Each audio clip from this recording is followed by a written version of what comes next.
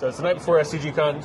I'm here with Steven, a great artist from the local Denver scene. We're just hanging out. You were playing some games tonight. Did you get in more than 2 or just 2 games? No, it was just 2 games. Jesus, dude.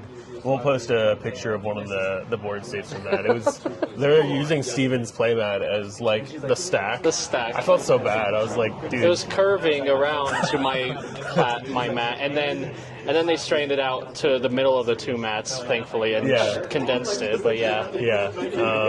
What do you do in games like that? Like you just chill out. You pull out the drawing pad. Considering what my hand was, I was definitely just chilling out, just sitting there. You showed me misdirection. Handle it. And I was like, I don't think that misdirection helps with any of the creature abilities that are like being targeted. None of the creature abilities, none of the mind breaks. The 4 mind breaks. Yeah, I don't know. That's rough. But Eric was playing Kodama Ishai, and it seems like all right. He calls it Cocaine Bird. Why? He's already used cocaine in one of his deck names. He doesn't need to use it in another one. Similarities between the 2 decks, maybe? I guess. Bye, Jay. So, what are you doing tomorrow for SCG?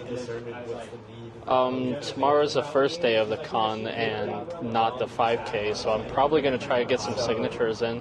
Yeah. Get into some lines as fast as I can. Yeah, I'm personally worried that the 5K starts so early, and like it'd be almost starts easier. At like 9, right? Yeah, or 8, 9. 9. Okay. Doors open at 8. Yeah, that's great. Which means like I want to be there at door open, but like you have to be there by like 7. Maybe. Well, you gotta find like parking. Because everybody's gonna be there. Yeah. And stuff.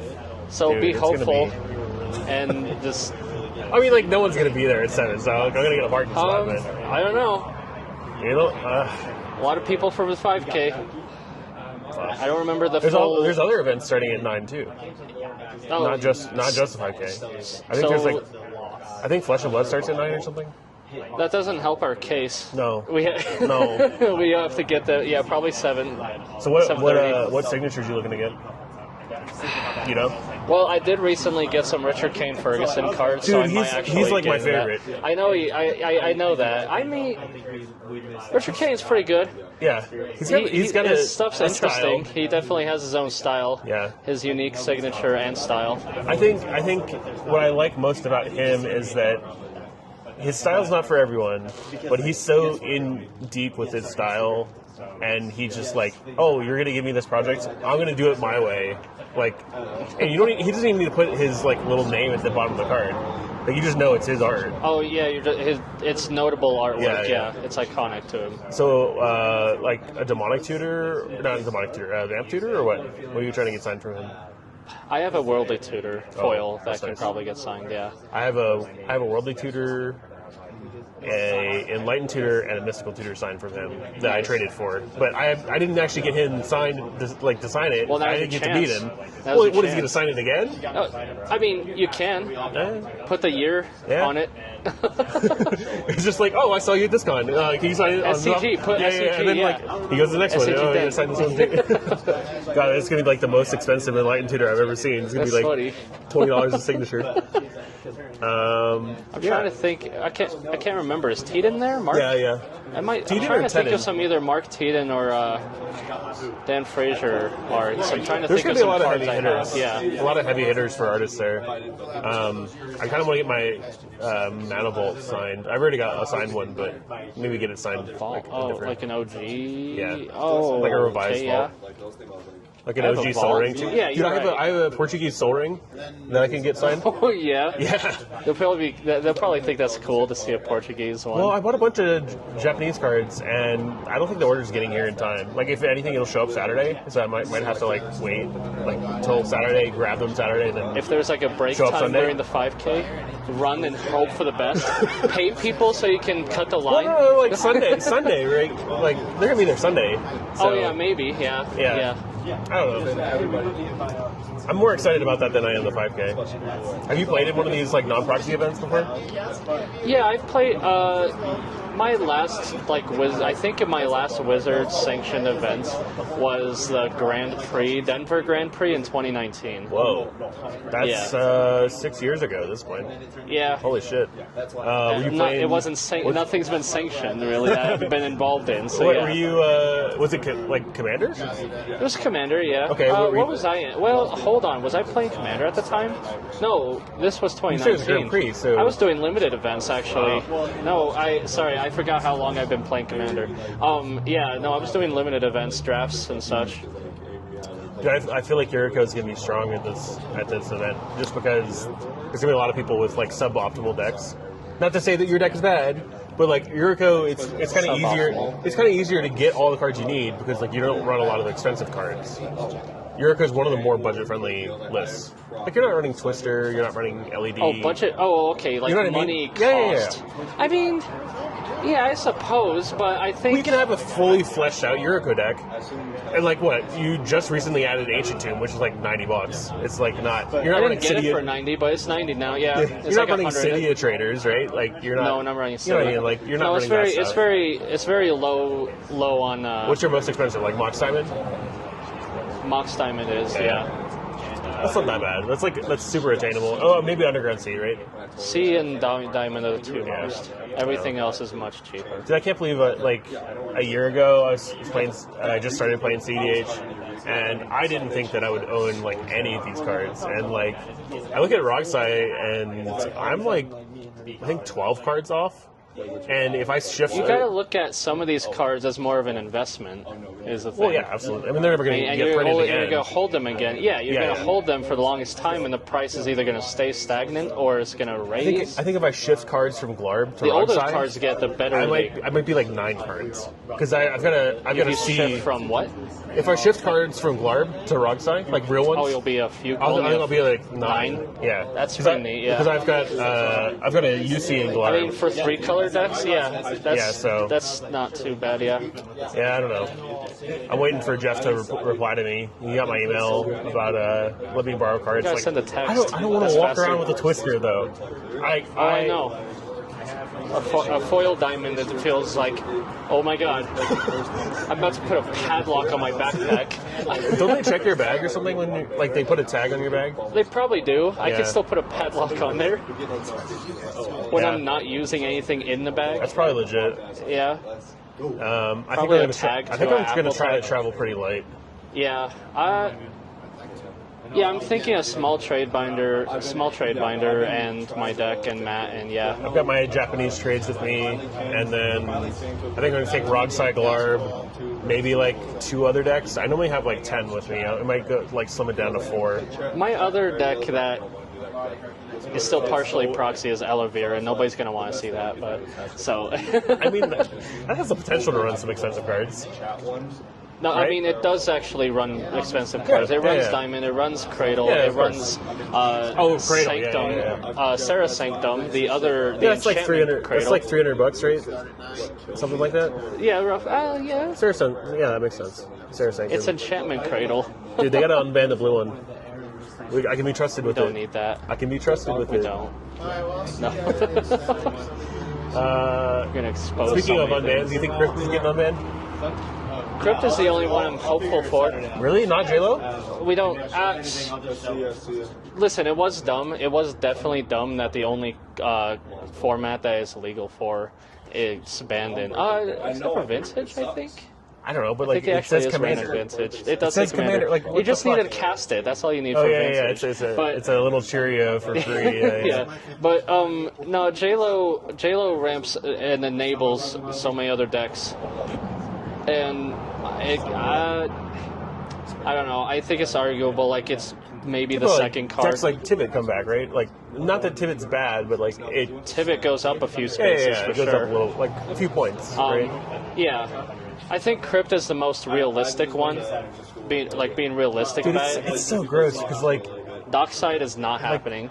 Like all these cards, they help TNK. Right? They help a lot of decks. Faster. You find a J-Lo, you're like, oh, I have turn 1 Tunda now. Like, I'll cut my Ancient Tomb if I get Mana Crypt, yeah. Yeah, I mean... I'll go back to a colored land hardcore. Oh, right. I feel like my lists are so tight right now. I'm just starting that thought process of like that actually does get unbanned. Oh, my list. Well, see, so pre-ban Yuriko and post-ban Yuriko, I changed maybe like one card. One card needed changed, and it was Mana Crypt. That was it. So yeah. She would have just full decked me. Like she was not changing. Yeah. So yeah, Mana Crypt. That's the one that seems realistic to me out of the unbannings. Yeah, For sure. It would be It's, really so interesting if they did generically Hull good, though. Breacher, though. No. Please.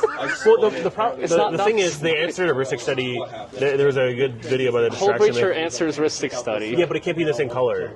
Like, the answer to Study shouldn't be in the same color as Study, right? I don't know. I suppose there's some. Yeah, there's good arguments, counter arguments, and post like. Yeah, I get it. I just think people need to play Notion Thief. Holy. People need to play Notion Thief. They need to play 3 mana Narset. They need to play Leovold when he gets unbanned. These are also all in the same colors. That's a good point, but the difference with Hull Breacher is that you're benefiting. Like you're it's not just stopping; it's like giving you a net You benefit. fully benefit. Yeah. Yeah. I At least get that's it. my I opinion. get it. But I don't know. I'm looking forward to SCG, but I still feel weird about the non-proxy thing. And I keep saying it, but Well, it's like So before I met you, my crowd was a non-proxy type of crowd, so CDH it was then? natural to me. Yeah, so it was natural to me beginning with. So unfortunately, I bought into it already, and Yeah. before I met you guys. So yeah, I haven't joined into the proxying thing until much later. It's nice. It's nice saving money now. Yeah. After I already have one fully fleshed deck, but yeah. yeah, but like you main a deck though. No, you're right. You're right. I'm not saying that it's like any better or worse. It's just like you know. I have the one main deck I you sink can main money a deck. into. You can flesh it out. And you're like, cool. Now I gotta swap like 1 or 2 cards here and there and whatever, and like you can change your archetype up and whatever. But I am not that person. You know, like I I have like 10 decks with me or whatever. So I kind of have like 2 decks that I'm focusing on. But anyway, well. We're fucking around with the camera. We're messing around, just trying to see how it works in low light. It's pretty. I mean, it's late. It's There's like enough 10:30. light. There's enough light, but it's still like Yeah. It And looks then good. we got the road back here. All the cars driving up. And The semi. See it. Yeah, dude. Every time a semi comes across the store, Shakes the store. So the game store's here. Let me see if I can. Oh, you're I doing can the move thing. it. Dude. I can do the thing. So the game store's here. Oh my God, gimbal. Yeah, here's our lovely game store. Every time a truck comes like across here, there's like a bump right there, and it just slams, and you just like feel the whole store Takes the shake. whole store, yeah. But- Just slightly. Dude, I'm super excited for these wireless mics though, because like we can be standing like in the parking lot over there, and Way still, away from the camera, yeah. They'll still hear us clearly while Yeah. they can't see us, But yeah. also like the camera seems sick because we can just set it on a table or something and just like start interviewing You can someone. set or it, whatever. yeah, you can set it any angle, up, down, yeah. Yeah. On the ground, preferably You not. see my car? Oh, glazing the Mach 1. Have you ever been in my car?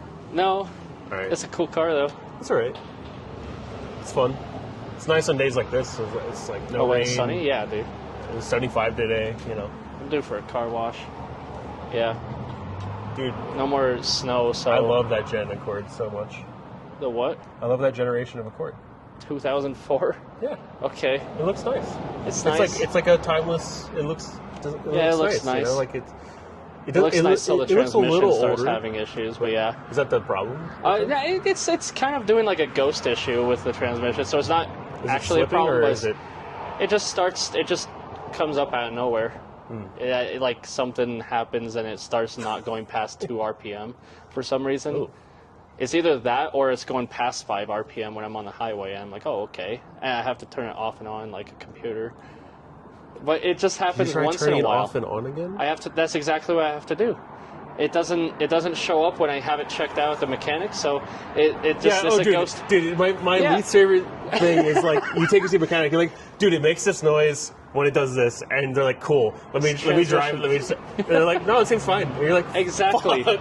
Exactly. So it's not consistent enough for it to be an issue, but something happens once in a while. I work in IT, so every time someone comes over and they call me over to look at their computer, and I'm like, I don't see it having that problem that you're talking about. It's like, well, it's not doing it now that you're here. I'm like, it's always that. I understand, but like next time it happens, let me know. I'll like remote in right then. And like sometimes I catch it, sometimes I don't. But I totally feel you on that. Yeah. But all right, we'll wrap it up. We'll call it there, and yeah, I guess we'll see you at SCG tomorrow. What time are you going? Sure. Huh? What time are you going? Sometime after. Are you gonna bring your binder of like APs and stuff? I don't have none of that set up yet. I procrastinate, dude. I'm trying to. My goal is to have stuff like that ready by Heisenberg. I want to help you make tokens because they're gonna look sick. I do need to talk to you about that. All right, let's do it. The next thing is downpour triggers. Amphibian downpour. Amphibious downpour tokens. Amphibian downpour. Amphibian. Yeah, and you turn everything into frogs. The card is amphibious downpour. Amphibian downpour. Yeah. Okay. Maybe I need to reread it. Amphibian downpour. Okay. You should play this in Yuriko. It's pretty good. I hate it when they play against me. Yeah, you're like, why is Yuriko a frog? It doesn't leave the field? What? What's even worse is like you go to Chain of Vapor it, and it's not yours. So then they get the chain, right? So you have to bounce your own Yuriko. Oh no, it'd be Yuriko for sure. Yeah. And then I use one of the other frogs to attack. Well, no. Just think of it this way: if you have a downpour, right, and you have the downpour for like 10, dude, how sick would it be if you had like 10 different triggers they're all different art? Oh, different arts? Or just like slightly different or whatever. Like they could have like sure, Also, color difference. they're all like the idea. If you look at the art, it's like a human being turned into a frog. Yeah. Yeah. So you could turn like all different kinds of things like into frogs. Anyway. That's the project for next time. We'll get that going, and then we'll see if we can get some of Steven's art into tokens. For sure. Pretty sick. Maybe you'll see one in the Critical EDH store. All right. Thanks for joining me.